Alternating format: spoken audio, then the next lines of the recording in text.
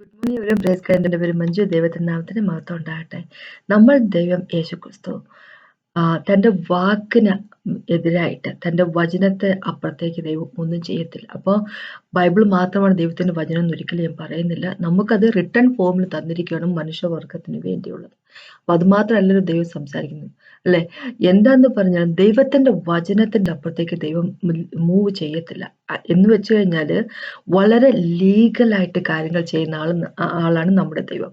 നമ്മുടെ ദൈവം വളരെ ലീഗലായിട്ട് കാര്യങ്ങൾ ചെയ്യുന്നത് ആയതുകൊണ്ട്, അല്ലെ, ദൈവത്തിന്റെ കോർട്ടില് കാര്യങ്ങൾ സെറ്റിൽ ചെയ്യുന്ന ആളായതുകൊണ്ട്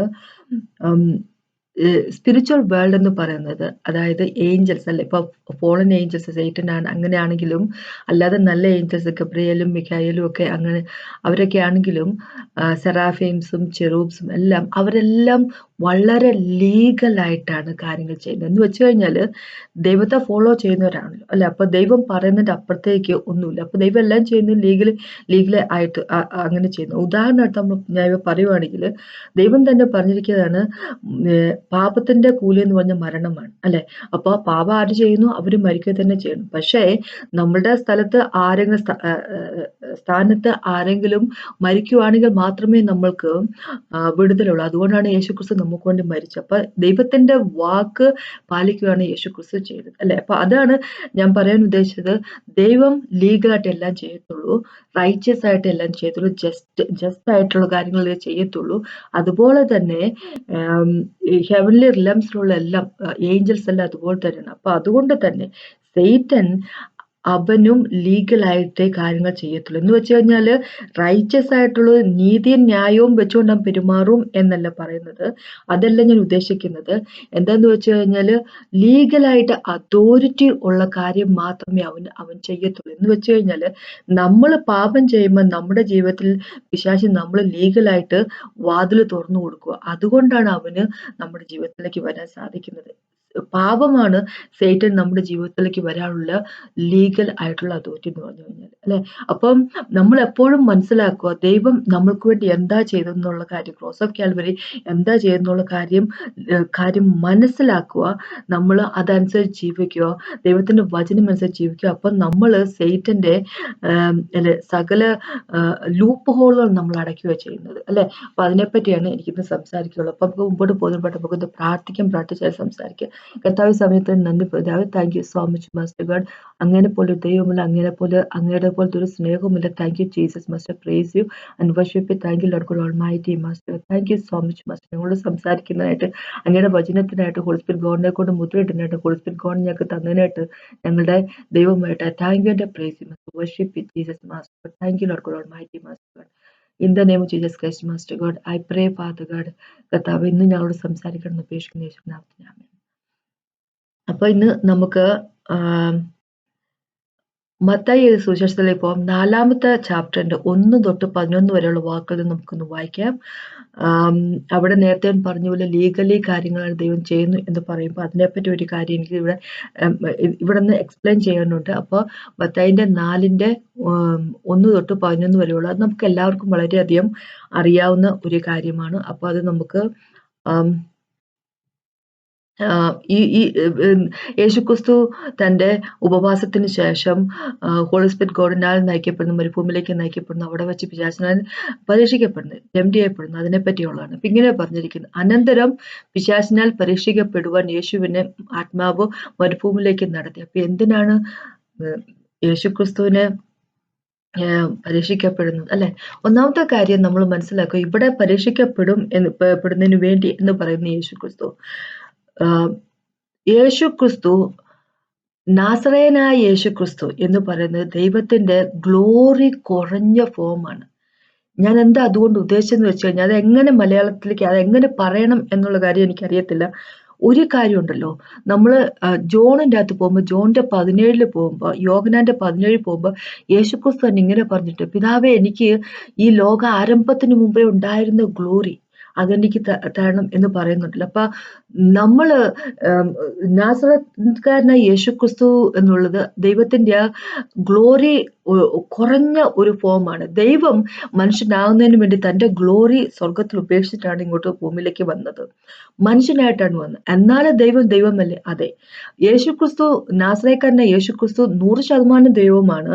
പക്ഷെ 100% മനുഷ്യനുമാണ്. അല്ലെ? അപ്പൊ ഇവിടെ എന്താ പറയുക, പരീക്ഷിക്കാൻ പോകുന്ന ആ യേശു, അത് യേശുവിന്റെ മനുഷ്യൻ എന്നുള്ള ഒരു വശമുണ്ടല്ലോ, ആ വശമാണ് പരീക്ഷിക്കാൻ പോകുന്നത്. ഇനി എന്തിനാണ് പരീക്ഷിക്കപ്പെടേണ്ടത്? നമുക്കറിയാം, മരുഭൂമിയിലേക്കാണ് പോയത്. അവിടെ വെള്ളവും ഇല്ല, അവിടെ ഭക്ഷണവും ഇല്ല, ഒന്നുമില്ല. അല്ലെ? മരുഭൂമി എന്ന് പറഞ്ഞാൽ ഒന്നുമില്ലാത്ത സ്ഥലമാണല്ലോ.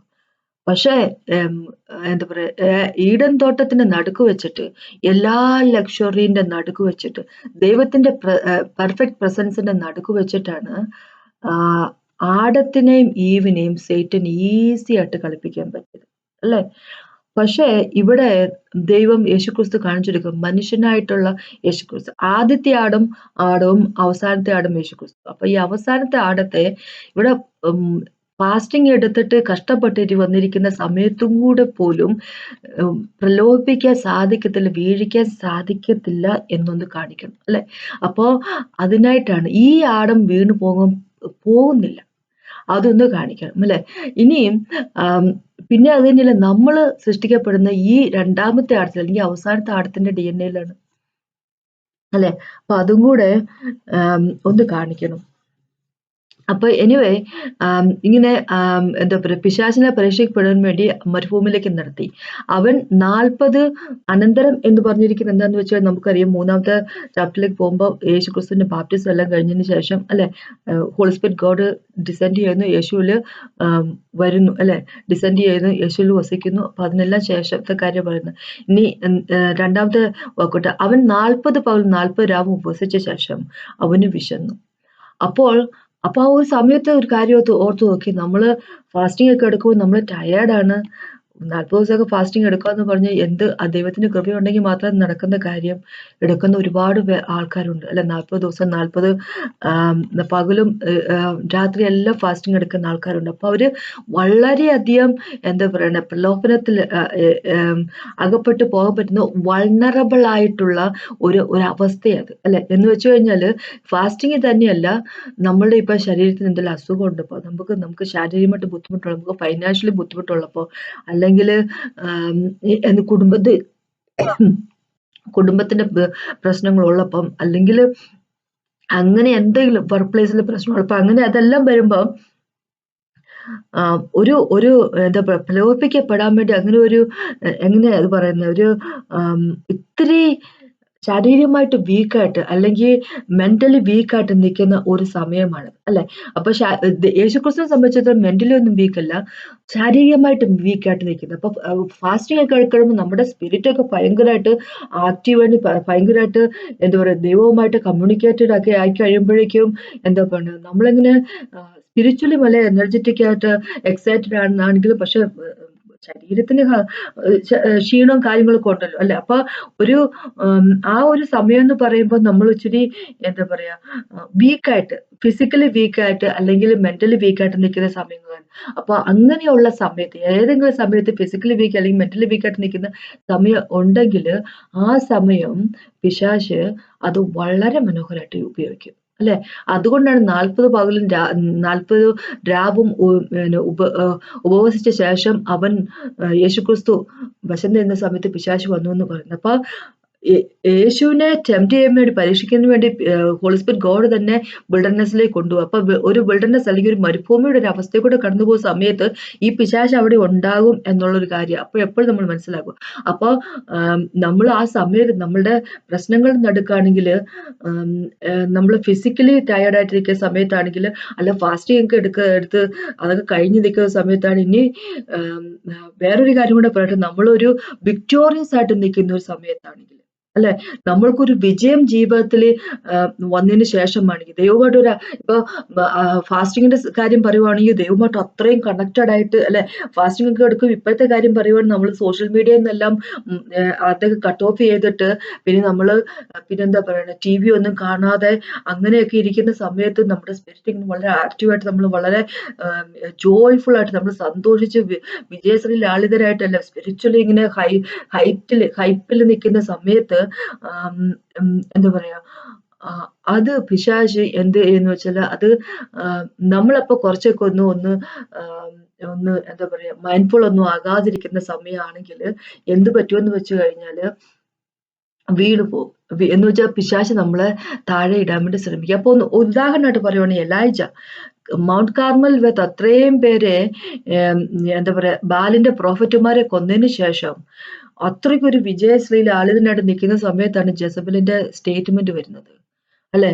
ഇവനെ ഞാൻ കണ്ടിച്ച് കളയുമെന്ന് പറഞ്ഞപ്പോഴേക്കും ഉടനെ ഉം, അത്രയും ഇങ്ങനെ ദൈവത്തിന്റെ ഒരു വലിയൊരു മജസ്റ്റിക് വർക്ക് തീയിൽ ഇറങ്ങുന്നത് കണ്ടിട്ട് എലൈജാന്റെ ഒരു ഒരു മിനിസ്ട്രി തന്നെ അങ്ങനെയായിരുന്നല്ലോ. തീ വിളിക്കുക വരുത്തുക എന്നുള്ളത് അല്ലെ? എലൈജ പറയുമ്പോഴേക്കും പ്രാർത്ഥിക്കുമ്പോൾ തീ വന്ന് കൺസ്യൂം ചെയ്യുന്നു. അങ്ങനെയൊക്കെയുള്ള കാര്യങ്ങളൊക്കെയാണല്ലോ എലൈജാന്റെ മിനിസ്ട്രി എന്ന് പറഞ്ഞാൽ. അത്രയും വലിയൊരു ഒരു മിറക്കിള് എലൈജാന്റെ കണ്ണിന് മുമ്പിൽ കണ്ടിട്ട് പോലും പെട്ടെന്ന് ഈ ജെസബൽ ഇത് പറയുന്നത് കേട്ടപ്പോഴേക്കും പെട്ടെന്ന് എലൈജ അങ്ങ് ഷേക്കൺ ആയി പോകും അല്ലെ? അതിന്റെ കാര്യം എന്താന്ന് വെച്ചാൽ ആ സമയത്ത് എലൈജ ചിന്തിച്ചിരുന്നത് വലിയൊരു റിവൈവൽ നടക്കുന്ന മൗണ്ട് കാർമലിൽ വലിയൊരു റിവൈവൽ നടക്കുന്ന ഓർത്തിട്ടാണ് എലൈജ ഇരുന്നത്. പക്ഷെ അത് നടന്നില്ലെന്ന് കണ്ടു കഴിഞ്ഞപ്പോഴേ പെട്ടെന്ന് എലൈജയ്ക്ക് അങ്ങ് മാനസിക ബുദ്ധിമുട്ടായിപ്പോയി. അപ്പൊ അതുകൊണ്ട് ജെസബൽ പറഞ്ഞപ്പോഴേക്കും അല്ലെ? ജെസബൽ എന്ന് പറഞ്ഞാൽ പിശാചിന്റെ ഏജന്റ് ആയിരുന്നു. അത് പറഞ്ഞു കഴിഞ്ഞപ്പോഴേക്കും അവളുടെ ഉള്ളിൽ വസിച്ചുകൊണ്ടിരുന്ന പിശാചായിരുന്നല്ലോ. പറഞ്ഞു കഴിഞ്ഞപ്പോഴേക്കും എലൈജ ഓടി രക്ഷപ്പെടുവാണ്. മൗണ്ട് ഹോരബിലേക്ക് എത്തിപ്പെടുകയാണ് ചെയ്യുന്നത് അല്ലെ? രക്ഷപ്പെടുവല്ല, അവിടെ നിന്ന് ആ സ്ഥലത്ത് നിന്ന് പോവുകയാണ് എലൈജ ചെയ്യുന്നത്. അപ്പൊ അങ്ങനെ ഒരു വൾണറബിൾ ആയിട്ട് നിൽക്കുന്ന ഒരു സിറ്റുവേഷനിൽ പിശാച് എപ്പോഴും പരീക്ഷിക്കാൻ ഉണ്ടാവും എന്നുള്ള കാര്യം നമ്മൾ എന്നും മനസ്സിലാക്കുക. അതുകൊണ്ട് തന്നെ അങ്ങനെയുള്ള സിറ്റുവേഷൻസിൽ എന്താ പറയണെ നമ്മൾ ദൈവവുമായിട്ട് വളരെയധികം അടുത്ത് നിൽക്കുന്ന വ്യക്തികളായിരിക്കുക അല്ലെ? ദൈവത്തെ ക്ലിങ് ഓൺ ചെയ്യുന്ന വ്യക്തികളായിരിക്കുക. അതാണ് പറയാനുള്ളത്.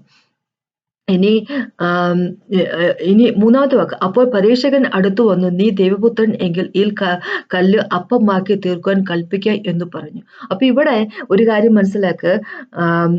മൂന്നാമത്തെ ചാപ്റ്ററിൽ നമുക്കറിയാം യേശുവിന്റെ ബാപ്റ്റിസം കഴിഞ്ഞ് വെള്ളത്തിൽ നിന്ന് പൊങ്ങി വന്നു കഴിയുമ്പോൾ പിതാവ് പറയുന്നു, ഹോളി സ്പിരിറ്റ് ഗോഡ് വരുന്നു യേശുവിലേക്ക് അല്ലെ? അതോടൊപ്പം തന്നെ പിതാവ് പറയുന്നു, ഇതെന്റെ പ്രിയപുത്രൻ അല്ലെ? ഇവന് ഞാൻ പ്രസാദിച്ചിരിക്കുന്നു എന്ന് പറയുമ്പോഴേക്കും ആ വാക്ക് ഈ പിശാച് കേട്ടതല്ല. ഇപ്പൊ പിശാചിനെ സംബന്ധിച്ചിടത്തോളം ഇത് വലിയൊരു അറിവാ. എന്ന് വെച്ച് കഴിഞ്ഞാല് ദൈവം എങ്ങനെ മനുഷ്യന്റെ രൂപത്തിൽ വരും അല്ലെ? ദൈവം ദൈവമാണല്ലോ. ദൈവത്തിന്റെ പുത്രൻ എന്ന് പറയുമ്പോൾ യേശുക്രിസ്തു ലോകാരംഭത്തിന് മുമ്പേ ഉള്ള കുഞ്ഞാടാണല്ലോ. ഈ കുഞ്ഞാട് എങ്ങനെ ഈ മനുഷ്യന്റെ രൂപത്തിൽ ഇവിടെ വന്നിരിക്കുന്നു?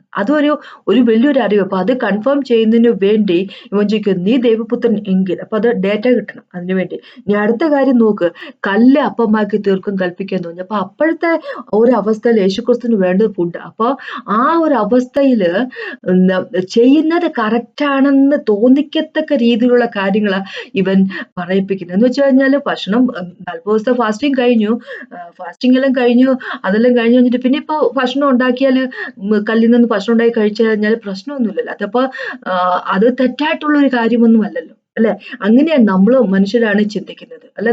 കാരണം ചെയ്യാനുള്ള വർക്ക് ചെയ്ത് കഴിഞ്ഞു അല്ലെ? പക്ഷെ യേശുക്രിസ്തുവിനെ അറിയാമെന്ന് ഇത് വന്ന് മുമ്പിൽ നിന്ന് സംസാരിക്കുന്നവൻ ഇത് സംസാരിക്കുന്ന മനസ്സിലോടാന്ന് വിചാരിക്കണം. പിശാച് എന്നുള്ള കാര്യം മനസ്സിലാക്കാനുള്ള എന്താ പറയാ വിജ്ഞാനം യേശുക്രിസ്തുവിനുണ്ടായിരുന്നു. നമ്മളാണെങ്കിൽ വിചാരിക്കുക ശരിയാണല്ലോ അല്ലെ? ഭക്ഷണം ഉണ്ടാക്കി കഴിക്കുന്നതായിരിക്കും നല്ലത്. ഇനി എനിക്ക് പറയാൻ ഉള്ളത് എന്താന്ന് വെച്ച് കഴിഞ്ഞാല് ഇവൻ ഇവിടെ പറഞ്ഞിരിക്കുന്ന ഇങ്ങനെയല്ലോ, നീ ദൈവപുത്രൻ എങ്കിൽ എന്ന് വെച്ചാൽ ദൈവത്തിന്റെ വാക്കവൻ കേട്ടു. അപ്പൊ ദൈവം പിതാവ് തന്റെ പുത്രനെ പറ്റി പറയുന്നത് കേട്ടു. This is my beloved sun, എന്റെ ബിലവഡ് സൺ ആണ്, എന്റെ പ്രിയപുത്രൻ എന്ന് പറയുന്ന വാക്കോട്ട്. ഇപ്പൊ ദൈവത്തിന്റെ വാക്ക് ലീഗലാണ്. ദൈവത്തിന്റെ വാക്ക് ദൈവത്തിന്റെ കമാൻഡ്മെന്റ് ആണ്. അത് കമാൻഡ്മെന്റ് എന്ന് പറഞ്ഞാല് അത് ലീഗലാണ്. ദൈവത്തിന്റെ പുത്രനാണെന്ന് യേശുക്രിസ്തുവിനെ പറ്റി പറയുവാണെങ്കിൽ അതാണ് അല്ലെ? ഉറച്ചു ലീഗൽ സ്റ്റാറ്റസിൽ യേശു ക്രിസ്തു ആണ് എന്താ പറയുക ദൈവത്തിന്റെ പുത്രൻ എന്ന്. അങ്ങ് ഉറച്ചു, ആ കാര്യം ഉറച്ചു. അപ്പൊ ഇനി ഇങ്ങനെ ഇവിടെ വന്ന് പറഞ്ഞിരിക്കുക, നീ ദൈവപുത്രനെങ്കിൽ ഈ കല്ല് അപ്പമായി തീർക്കും. അപ്പൊ ദൈവത്തിന്റെ പുത്രനാണെങ്കിൽ ദൈവത്തിന്റെ കഴിവും ഉണ്ടായിരിക്കുമല്ലോ അല്ലെ. അപ്പോൾ അതിന് യേശുക്രിസ്തു പറഞ്ഞത്, അതിന് ഞാൻ മനുഷ്യർ അപ്പം കൊണ്ട് മാത്രമല്ല ദൈവത്തിന്റെ വായിൽ കൂടി വരുന്ന സകല വചനം കൊണ്ട് ജീവിക്കുന്നു എന്ന് എഴുതിയിരിക്കുന്നു എന്ന് പറഞ്ഞിരിക്കുന്നു. ഇപ്പൊ ഒന്നാമത് ഇവിടെ യേശുക്രിസ്തു പറയുന്നത് മനുഷ്യരുടെ ശരീരത്തെ പറ്റിയല്ല പറഞ്ഞു, ഇപ്പോഴത്തെ തനിക്കുള്ള ആ വിശപ്പിനെ പറ്റിയല്ല പറയുന്നത്, ആത്മാവിന്റെ കാര്യം ഇവിടെ പറഞ്ഞിരിക്കുന്നത്. കാരണം നമ്മുടെ പുതിയതായിട്ട് ജനിച്ചിരിക്കുന്ന വ്യക്തിക്ക് ഭക്ഷണം എന്ന് പറഞ്ഞാൽ നമ്മുടെ സ്പിരിറ്റിന് അല്ലെ, നമ്മുടെ സ്പിരിറ്റ്, നമ്മുടെ ആത്മാവിന്റെ ഭക്ഷണം എന്ന് പറഞ്ഞാൽ ദൈവത്തിന്റെ വചനമാണ്. ദൈവത്തിന്റെ വചനം കൊടുത്തില്ലെങ്കിൽ, ദൈവത്തിന്റെ വാക്ക് കൊടുത്തില്ലെങ്കിൽ നമ്മുടെ സ്പിരിറ്റ് വളരത്തില്ല അല്ലെ. അപ്പൊ വചനം എന്ന എന്താ പറയാ, ആ കളങ്കമില്ലാത്ത പാല് കുടിക്കുന്ന വ്യക്തികളായിരിക്കണം നമ്മൾ അല്ലെ. അപ്പൊ എന്താ പറയുക, അപ്പൊ വചനം കിട്ടാണ്ട് നമ്മുടെ ആത്മാവിന്. അപ്പൊ ദൈവം ഇവിടെ യേശുക്രിസ്തു ഇങ്ങനെ പറയുക, അത് ഭക്ഷണത്തിന്റെ വിശപ്പിന്റെ കാര്യമില്ല. മനുഷ്യന് എന്താ പറയണ, ഈ വെറുതെ കിട്ടുന്ന നമുക്ക് വെറുതെ കിട്ടുന്നില്ല, നമ്മൾ കഴിക്കുന്ന ഭക്ഷണം കൊണ്ട്, ചോറും ചപ്പാത്തിയും കൊണ്ട് മാത്രം ജീവിക്കത്തില്ല മനുഷ്യൻ അല്ലെ. അങ്ങനെയാണെങ്കിൽ ഈ ലോകത്തുള്ള മനുഷ്യർ മൊത്തം ജീവിക്കുന്ന മനുഷ്യരായിരിക്കണം. ഫിസിക്കലി അവർ ജീവിക്കുന്നുണ്ട്, പക്ഷെ അവർ സ്പിരിറ്റ് നശിച്ചു പോയിരിക്കുന്നു. സ്പിരിറ്റ് ജീവിക്കുന്ന ജീവിതമാണ്, സ്പിരിറ്റിലുള്ള ജീവിതമാണ് ശരിക്കുമുള്ള ജീവിതം. സ്പിരിറ്റിലുള്ള ലൈഫാണ് ശരിക്കുള്ള ലൈഫ്. ആ ലൈഫ് വരുന്ന ദൈവത്തിൽ നിന്നുള്ള. അപ്പൊ അതിന് നമ്മള് ദൈവത്തിന്റെ വചനം കൊണ്ട് മാത്രമേ സാധിക്കുള്ളൂ. സ്പിരിറ്റിനെ പറ്റി യേശുക്രിസ്തു പറയുവാണ്. ഇനി അതിനുശേഷം പറയുക, അപ്പോ യേശു ഉത്തരം പറഞ്ഞിരിക്കുന്നത് ഡ്യൂട്ടറോണമിൽ നിന്ന് അല്ല, ആവർത്തന പുസ്തകത്തിൽ നിന്ന് പറഞ്ഞിരിക്കുന്നത് അല്ലെ. ആവർത്തന പുസ്തകത്തിന്റെ എട്ടിൽ നിന്നാണ് യേശുക്രിസ്തു അവിടെ ഉത്തരം പറഞ്ഞിരിക്കുന്നത്. ഇങ്ങനെ പിന്നെ പറയുക, പിന്നെ പിശാച് അവനെ വിശുദ്ധ നഗരത്തിൽ കൊണ്ടുപോയി ദേവാലയത്തിന്റെ അഗ്രത്തിന്മേൽ നിർത്തി അവനോട്, ഇതെല്ലാം മനസ്സിൽ ചെയ്യുന്ന, മനസ്സിൽ വരുന്ന ചിന്തകളാണ് കേട്ടോ. ഇങ്ങനെ അല്ലാതെ യേശുക്രിസ്തുവിനെ ദേവാലയത്തിന് പൊക്കത്തിൽ കൊണ്ട് ഈ ജിംനാസ്റ്റിക്സ് ഒക്കെ കൊണ്ട് നിർത്തി, അതൊന്നും അല്ല കാര്യം. മനസ്സിൽ വരുന്ന ഓരോ ചിന്തകളാണ്. ഇങ്ങനെ പറയാ, പിന്നെ പിശാച് അവനെ വിശുദ്ധ നഗരത്തിൽ കൊണ്ടുപോയി ദേവാലയത്തിന്റെ അഗ്രത്തിന്മേൽ നിർത്തി അവനോട്, നീ ദൈവപുത്രൻ എങ്കിൽ താഴോട്ട് ചാടുക, നിന്നെക്കുറിച്ച് അവൻ തന്റെ ദൂതന്മാരോട് കൽപ്പിക്കും, അവൻ നിന്റെ കാൽ കല്ലിനോട് തട്ടാത്തവണ്ണം നിന്റെ കയ്യിൽ തായിക്കൊള്ളും എന്ന് എഴുതിയിരിക്കുന്നുവല്ലോ എന്ന് പറഞ്ഞു. യേശു അവനോട്, നിന്റെ ദൈവമായ കർത്താവിനെ പരീക്ഷിക്കരുത് എന്നുകൂടെ എഴുതിയിരിക്കുന്നു എന്ന് പറഞ്ഞു. അപ്പൊ ഇനി ഇതൊന്ന് നോക്കിക്കോ. അപ്പൊ ഇവൻ സൈറ്റൻ വന്ന് പറയും, ദൈവത്തിന്റെ വചനം തന്നെ എടുത്തിട്ടാണ് എന്താ പറയാ, സങ്കീർത്തനം 91 പറയുന്നത് ദൈവത്തിന്റെ വചനം ലീഗലാണ്. അപ്പൊ പിന്നെയും യേശുക്രിസ്തു പറയുന്നത് എവിടെ നിന്ന്, ഡ്യൂട്ടറോണമിൽ നിന്ന്. പിന്നെ യേശുക്രിസ്തു പറയുന്നത് ആവർത്തന പുസ്തകം 6-ാമത്തെ ചാപ്റ്ററിൽ നിന്ന് പറഞ്ഞിരിക്കുന്നത് അല്ലെ. അപ്പൊ യേശു അങ്ങനെ രണ്ട് കാര്യവും പറയുന്ന ആവർത്തന പുസ്തകത്തിൽ. മൂന്നാമത്തെ കാര്യത്തിലേക്ക് വരുമ്പോ ഇങ്ങനെ പറഞ്ഞു, പിന്നെ അത് കഴിഞ്ഞിട്ട് പിന്നെ 8-ാമത്തെ വാക്ക്, പിന്നെ പിശാച് അവനെ ഏറ്റവും ഉയർന്നൊരു മലമേൽ കൂട്ടിക്കൊണ്ടുപോയി ലോകത്തുള്ള സകല രാജ്യങ്ങളെയും അവരുടെ മഹത്വത്തെയും കാണിച്ചിട്ട്, വീണ് എന്നെ നമസ്കരിച്ചാൽ ഇതൊക്കെയും നിനക്ക് തരാം എന്ന് അവനോട് പറഞ്ഞു. യേശു അവനോട്, സാത്താനെ, എന്നെ വിട്ടുപോക, നിന്റെ ദൈവമായ കർത്താവിനെ നമസ്കരിച്ചു അവനെ മാത്രമേ ആരാധിക്കാവൂ എന്ന് എഴുതിയിരിക്കുന്നുള്ളൂ എന്ന് പറഞ്ഞു. അപ്പോൾ പിശാച് അവനെ വിട്ടുപോയി ദൂതന്മാർ അടുത്തു വന്ന് അവനെ ശുശ്രൂഷിച്ചു. അപ്പൊ ഇവിടെ ഇപ്പൊ 8-ാമത്തെ വാക്കിന്റെ ഒരു കാര്യം പറയട്ടെ. ഇങ്ങനെ അവൻ പറഞ്ഞിരിക്കുന്ന, അവനെ ഏറ്റവും ഉയർന്നൊരു മലമേൽ കൂട്ടിക്കൊണ്ടുപോയി യേശുവിന് മനസ്സിൽ അല്ലെ, ലോകത്തുള്ള സകല രാജ്യങ്ങളെ രാജ്യങ്ങളെ അവരുടെ മഹത്വവും കാണിച്ചിട്ട് വീണെന്ന് നമസ്കരിച്ച് ഇതൊക്കെ നിനക്ക് തരാം എന്ന് പറഞ്ഞിരിക്കും. അപ്പൊ നമ്മള് ലൂക്കോസിലേക്ക് പോകുമ്പോൾ ഇങ്ങനെ പറഞ്ഞിരിക്കും, ഇതെല്ലാം എനിക്ക് തന്നിരിക്കുന്നു എന്നാണ്.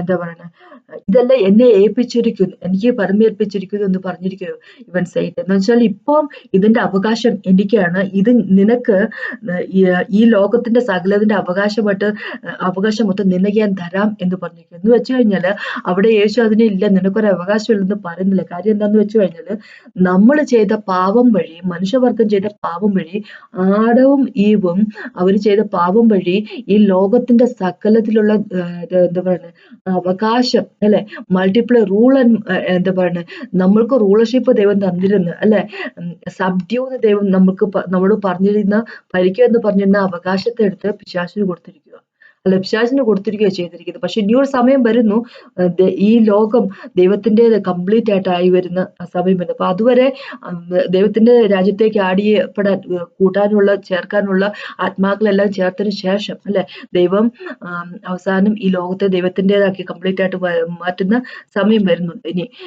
എനിവേ, ഇവിടെയും ഇവൻ പിശാച് 8-ാമത്തെ വാക്കിൽ പറയുന്ന ലീഗൽ ആയിട്ടുള്ള കാര്യം പറയുന്നത്. അപ്പൊ ആദ്യത്തെ കാര്യം നമ്മൾ പറഞ്ഞു, ദൈവപുത്രൻ എങ്കിൽ എന്ന് പറഞ്ഞാല് അത് ലീഗലായിട്ടുള്ള കാര്യം എന്ന് വെച്ചാൽ പിതാവ് തന്നെയാ പറഞ്ഞത്, നീ എന്റെ ദൈവം, നീ എന്റെ പുത്രൻ എന്ന് പറഞ്ഞ് യേശുവിനെ പറ്റി പറഞ്ഞിരിക്കുന്നത്. അപ്പൊ നീ പുത്രനാണെങ്കിൽ അത് ലീഗലായിട്ടുള്ള കാര്യമുള്ളൂ. അപ്പൊ അങ്ങനെയാണ് നീ ഇങ്ങനെ കല്ലിൽ നിന്ന് അപ്പമാക്കി തീർക്കുക, കല്ലിനെ അപ്പമാക്കി തീർക്കുക എന്ന് പറഞ്ഞിരിക്കുന്നു.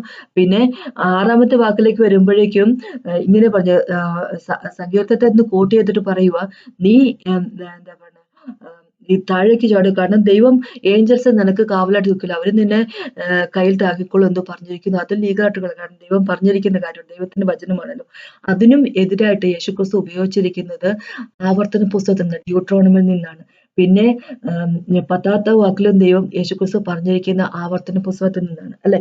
എന്ന് വെച്ച് കഴിഞ്ഞാൽ എന്താ ഞാൻ പറയുന്നത് ഉദ്ദേശിച്ച് വെച്ച് കഴിഞ്ഞാല്, പിശാച് ഇവിടെ യേശുക്രിസ്തുവോട് പറഞ്ഞിരിക്കുന്ന ഓരോ വാക്കുകളും ലീഗലി റൈറ്റ് ആയിട്ടുള്ള കാര്യങ്ങളാണ് ഇവിടെ പറഞ്ഞിരിക്കുന്നത്, അല്ലെ? 8ാമത്തെ വാക്കിനെ പറ്റി നമ്മളിപ്പോ പറഞ്ഞതേ ഉള്ളൂ. അവന്റെ കയ്യിലാണ്, പിശാചിന്റെ കയ്യിലാണ് ഇന്നിപ്പോ ലോകത്തിന്റെ ആധിപത്യമുള്ളത്, അല്ലെ? അതെല്ലാം ലീഗലി റൈറ്റ് ആയിട്ടുള്ള കാര്യം. അപ്പൊ യേശുക്രിസ്തു ചെയ്തെന്താ? അതേപോലെ തന്നെ ദൈവത്തിന്റെ വചനം തന്നെയല്ല പറഞ്ഞിരിക്കുന്നത്, ആ വചനം അത് എവിടെ നിന്നാണ് എടുത്തിരിക്കുന്നുള്ള കാര്യം കൂടെ ഒന്ന് മനസ്സിലാക്കുക. ആദ്യമായിട്ട് ഒരു കാര്യം പറയട്ടെ, യേശുക്രിസ്തു എന്ന് പറഞ്ഞ യേശു തന്നെ പറഞ്ഞിരിക്കുന്ന ഇസ്രായേലിന്റെ രാജാവാണ് യേശുക്രിസ്തു, അല്ലെ? പിന്നെ നമുക്കറിയാം 2ാമത്തെ ചാപ്റ്ററിലും മത്തായിന്റെ തന്നെ പറഞ്ഞിരിക്കുക, ആ വൈസ്മെൻ, അല്ലെ? ആ എന്താ പറയാ, അവര് കാണാൻ വന്ന്, അല്ലെ? യേശുവിനെ കാണാൻ വന്നിരിക്കുക വൈസ്മെൻ, അല്ലെ? അവര് ജ്ഞാനികളായിട്ടുള്ള മനുഷ്യരല്ലേ. അപ്പൊ അവര് യേശുക്രിസ്തുവിനെ കാണാൻ വന്നപ്പോ ഇങ്ങനെ ജെറുസലേമിൽ വന്ന് അവര് ചോദിച്ചിരിക്കുന്നത്, ഇസ്രായേലിന്റെ രാജാവായിട്ട് ജനിച്ചവൻ എവിടെ? അങ്ങനെയാണല്ലോ പറയുന്നത്, അല്ലെ? അപ്പൊ ഞാൻ ഇംഗ്ലീഷ് ബൈബിളിൽ നിന്ന് പറയുന്നത് മലയാളത്തിലെ കോട്ട് ചെയ്ത് പറയുക. അപ്പാണ് ഈ വൈസ്മെൻ എന്നൊക്കെ പറയുന്നതിന്റെ കാര്യം. അപ്പൊ എനിവേ, അപ്പൊ ഇവിടെ യേശുക്രിസ്തു ഡ്യൂട്രോണമിൽ നിന്നാണ് കോട്ട് ചെയ്ത് പിശാചിനെതിരായിട്ട് പറഞ്ഞത്. എന്തുകൊണ്ടാണ് യേശുക്രിസ്തു ഡ്യൂട്രോണമി എന്ന് കോട്ട് ചെയ്ത് പറഞ്ഞിരിക്കുന്ന കാര്യം എന്താന്ന് വെച്ച് കഴിഞ്ഞാൽ, ഒന്നാമത് നമ്മളിപ്പോ പറഞ്ഞതേ ഉള്ളൂ, യേശുക്രിസ്തു ഇസ്രായേലിന്റെ രാജാവാ. അപ്പൊ ഇസ്രായേലിന്റെ ശരിക്കുമുള്ള രാജാവ് എന്ന് വെച്ച് കഴിയുമ്പോൾ ആരാന്ന് വെച്ച് കഴിഞ്ഞാല് പിതാവായ ദൈവമാണ് ശരിക്കുമുള്ള രാജാവ്. അപ്പൊ യേശുക്രിസ്തുവിനെ പിന്നെ യേശുക്രിസ്തു രാജാവല്ലെന്നല്ല പറയുന്നത്, ഡേവിഡ് രാജാവായിരുന്നു, ഇസ്രായേലിന്റെ രാജാവായിരുന്നു. പക്ഷെ ശരിക്കുമുള്ള രാജാവ് എന്ന് പറഞ്ഞാൽ ദൈവമായിരുന്നു, യേശുക്രിസ്തുവാണ് രാജാവ്, അല്ലെ?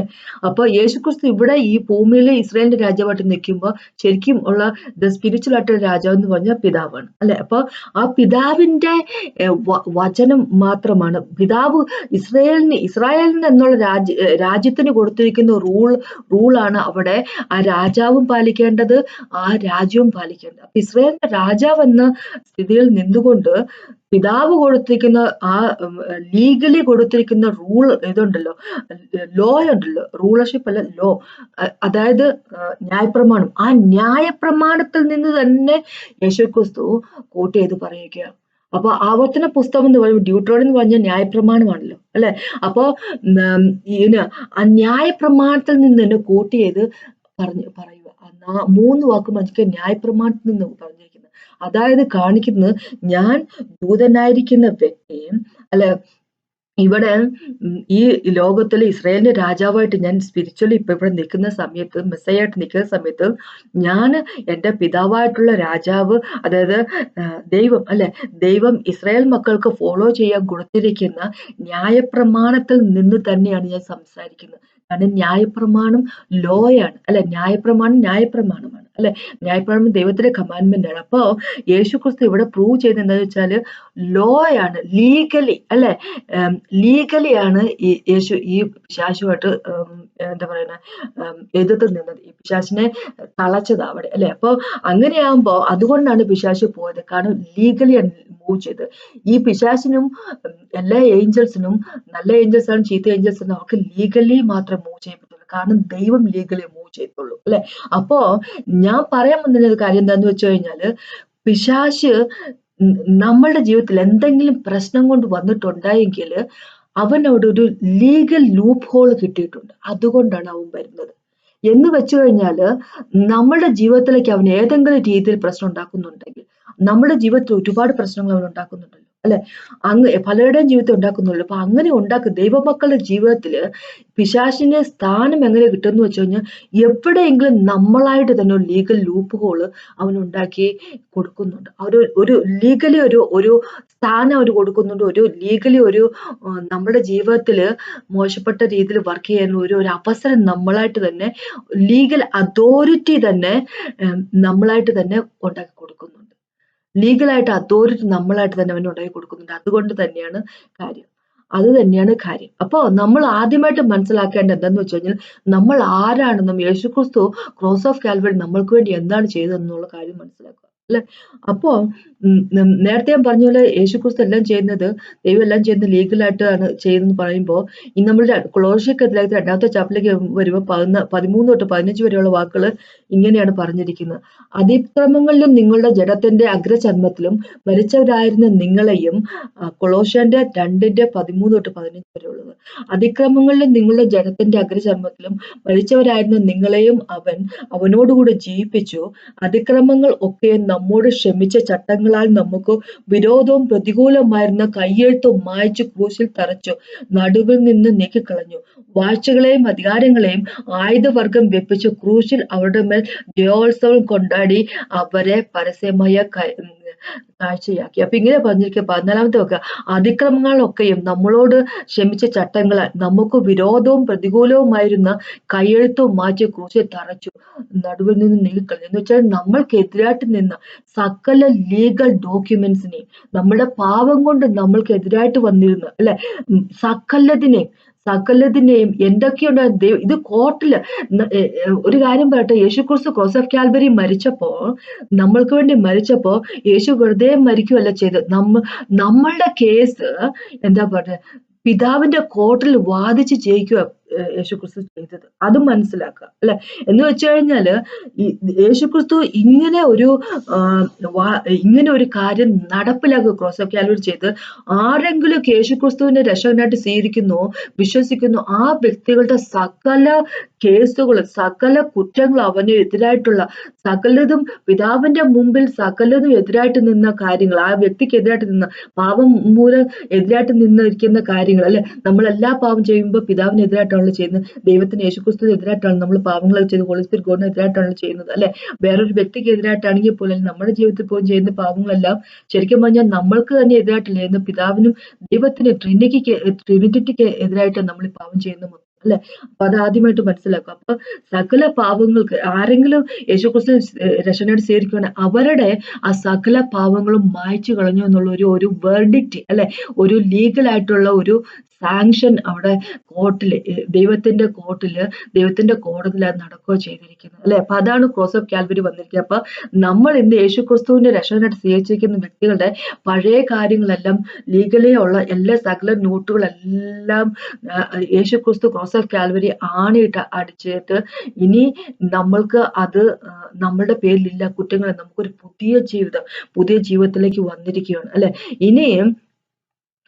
ഇനി ഇപ്പൊ നമുക്ക് ചോദിക്കാൻ പറ്റും, അപ്പോ പിന്നെ ഒരു കാര്യം പറയട്ടെ, അങ്ങനെ ക്രോസ് ഓഫ് കാൽവറി യേശുക്രിസ്തു നമ്മളെ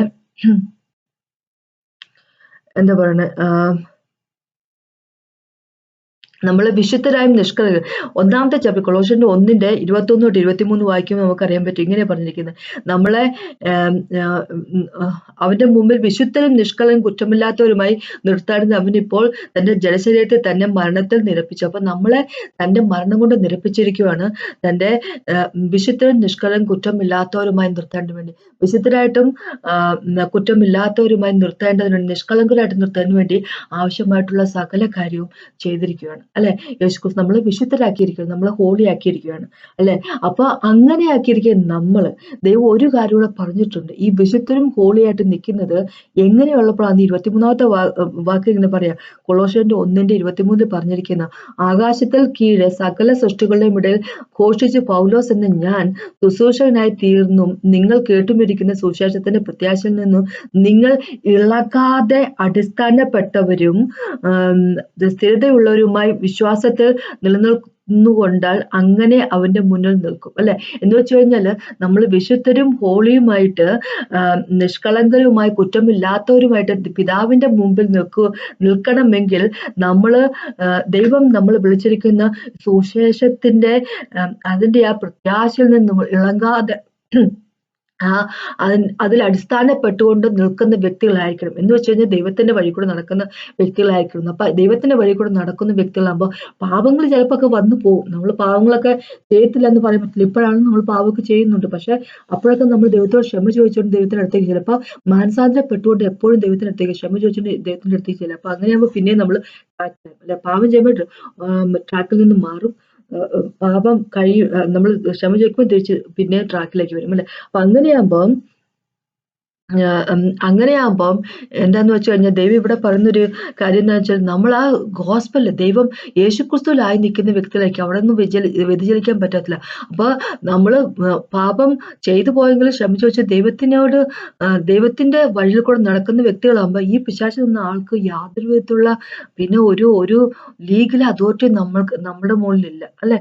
പക്ഷെ നമ്മൾ പാപം ചെയ്തിട്ട് അതിന് മനസാന്തരപ്പെടാതെ പിന്നെ ആ പാപപൂർണമായിട്ടൊരു ജീവിതത്തിൽ കൂടെ നമ്മൾ ജീവിച്ചു പോകുന്നതെങ്കിൽ അങ്ങനെയുള്ള ജീവിതത്തിൽ നമ്മൾ ജീവിക്കുന്ന അല്ലെങ്കിൽ പാപം ചെയ്തിട്ട് നമ്മൾ ക്ഷമ ചോദിക്കാതെ നമ്മൾ പോലും മറന്നു കിടക്കുന്ന പാപങ്ങളുണ്ടെങ്കിൽ ഹോളി സ്പിരിറ്റ് ഗോഡ് ഓൾറെഡി നമ്മളെ ഓർമ്മിപ്പിച്ചിട്ട് പിന്നെ നമ്മൾ ക്ഷമ ചോദിക്കാതെ കിടക്കുന്ന പാപങ്ങളൊക്കെ ഉണ്ടെങ്കിൽ ഈ പിശാച് നമ്മൾ പിന്നെ ലീഗലി അതോറിറ്റി കൊടുക്കുക നമ്മൾ ചെയ്യുന്നത് അല്ലെ. അപ്പൊ അതാ പിതാവ് പറയുന്ന യേശുവിലായിരിക്കുന്ന വ്യക്തികളായിരിക്കുക എപ്പോഴും ദൈവത്തോട് ക്ഷമ ചോദിച്ചുകൊണ്ട് അല്ലെ ഫോർഗിവ്നെസ് ചോദിച്ചുകൊണ്ട് നിൽക്കുന്ന വ്യക്തികളായിരിക്കും. അങ്ങനെയാകുമ്പോൾ നമ്മള് നിഷ്കളങ്കരായിരിക്കും, വിശുദ്ധരായും, കുറ്റമില്ലാത്തവരായിരിക്കും. എങ്ങനെ അതാണ് പറയുന്നത്. അപ്പൊ നമ്മളായിട്ട് നമ്മുടെ വാക്കുകൊണ്ടോ നമ്മുടെ പ്രവൃത്തി കൊണ്ടോ നമ്മൾ ചെയ്യുന്ന പാപം കൊണ്ടൊന്നും ഒരു കാരണവശാലും ഈ പിശാച് നമ്മളായിട്ട് മാർഗം ഉണ്ടാക്കി കൊടുക്കരുത്. നമ്മളുടെ ജീവിതത്തിൽ ഈ പിശാച് എന്തെങ്കിലും കാര്യം ചെയ്യുന്നുണ്ടെങ്കിൽ അത് അവിടെ അല്ലെ അവിടെ ലീഗലി അതോറിറ്റി ഉള്ളത് കൊണ്ട് മാത്രമല്ല, ലീഗലി അതോറിറ്റി അവന് കിട്ടുന്ന പാപം വഴിയാണ്. എന്തുകൊണ്ടാണ് ഈ ലോകത്തുള്ളത് പലതരത്തിലുള്ള ആൾക്കാരെ പറ്റി നമ്മൾ കേട്ടിട്ടുണ്ടല്ലോ, ഈ പൈശാചിക ബന്ധനമുള്ള ആൾക്കാരൊക്കെ അല്ലെ. അത് എന്താ പറയണേ അത് പലപ്പോഴും പാപമായിട്ട് വന്നിരിക്കുന്ന കാര്യമാണ്.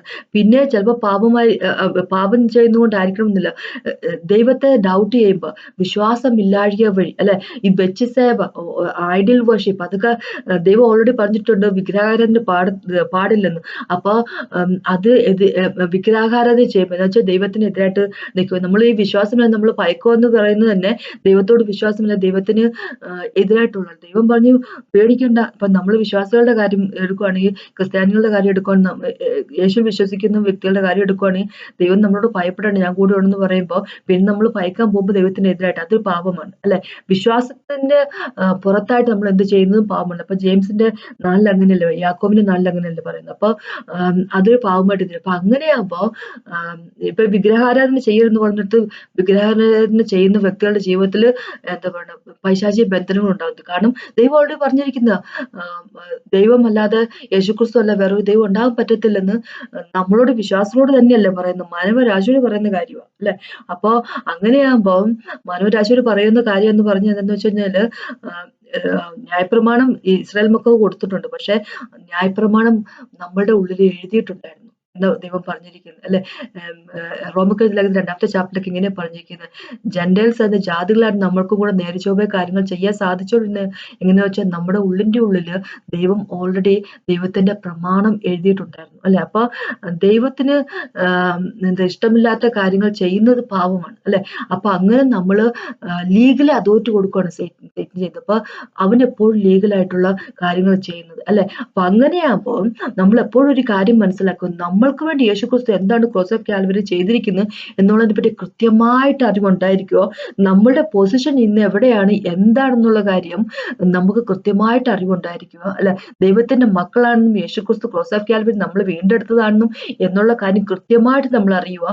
നമുക്ക് അറിവുള്ളവരായിരിക്കുക അല്ലെ, അണ്ടർസ്റ്റാൻഡിങ് ഉള്ളവരായിരിക്കുക. അപ്പൊ അങ്ങനെ അണ്ടർസ്റ്റാൻഡിങ് ഇല്ലാത്ത വ്യക്തികളാവുമ്പോഴാണ് നമുക്ക് പ്രശ്നങ്ങൾ ഉണ്ടാകുന്നത്. അപ്പോഴാണ് ഈ പിശാച് നമ്മൾക്ക് എതിരായിട്ട് വർക്ക് ചെയ്യാൻ വേണ്ടി ശ്രമിക്കുന്നത് അല്ലെ. അപ്പൊ അറിവില്ലാതെയാണ് ദൈവത്തിന്റെ മക്കള് നശിച്ചു പോകുന്നത് ദൈവം നമ്മളോട് പറഞ്ഞിരിക്കുന്നത്. അപ്പൊ അറിവുള്ള വ്യക്തികളായിരിക്കും നമ്മൾ അല്ല. അപ്പൊ ഇവൻ എന്തെങ്കിലുമൊക്കെ പഴുതുണ്ടാക്കി നമ്മുടെ ജീവിതത്തിലേക്ക് നമ്മളെ കൊണ്ട് എങ്ങനെയെങ്കിലും പാപം ചെയ്യിപ്പിക്കാൻ വേണ്ടി വരുമ്പോൾ നമുക്ക് പിടിച്ചു നിൽക്കാൻ വേണ്ടി ദൈവം തന്നിരിക്കുന്ന കാര്യങ്ങളെ പറ്റി നമ്മൾ കൃത്യമായിട്ട് അറിവുള്ളതായിരിക്കുക. നമ്മൾ ദൈവത്തിന്റെ മക്കളാണ്, പിശാച് നിനക്ക് യാതൊരു വിധത്തിലുള്ള കാര്യമില്ല ഞങ്ങളുടെ ജീവിതത്തിൽ നിന്നുള്ള പറയാനുള്ള തന്റെ ഇടം ഉണ്ടാകണമെന്ന് നമ്മൾ അറിയുന്ന വ്യക്തികളായിരിക്കുക അല്ലെ? അറിവുള്ള വ്യക്തികളായിരിക്കണം. അപ്പൊ അതിനെപ്പറ്റിയാണ് ദൈവം പറയുന്നത്. അപ്പൊ ലീഗലി നമ്മളായിട്ട് ഈ പിശാചിന് യാതൊരു വിധത്തിലുള്ള ചാൻസും കൊടുക്കാതിരിക്കുക. അപ്പൊ അതിനെപ്പറ്റിയാണ് എനിക്ക് പറയാനുള്ളത്. നമുക്കൊന്ന് പ്രാർത്ഥിച്ചുകൊണ്ട് കർത്താവേ സമയത്താണ് നന്ദി പറയാം. Thank you Jesus God. അങ്ങയുടെ കൃപയ്ക്കായിട്ടും ഞങ്ങളുടെ ജീവിതത്തിലേക്ക് വന്നതിനായിട്ടും ഞങ്ങളെ രക്ഷപ്പെടുത്തിയതിനായിട്ടും കർത്താവ് അങ്ങയുടെ മക്കളാക്കിയതിനായിട്ടും എല്ലാം നന്ദി പറഞ്ഞു യേശുവിന്റെ നാമത്തിൽ. Thank you Jesus. Praise God. In Jesus name amen. കേട്ട ദൈവത്തിനകത്ത് മാത്രം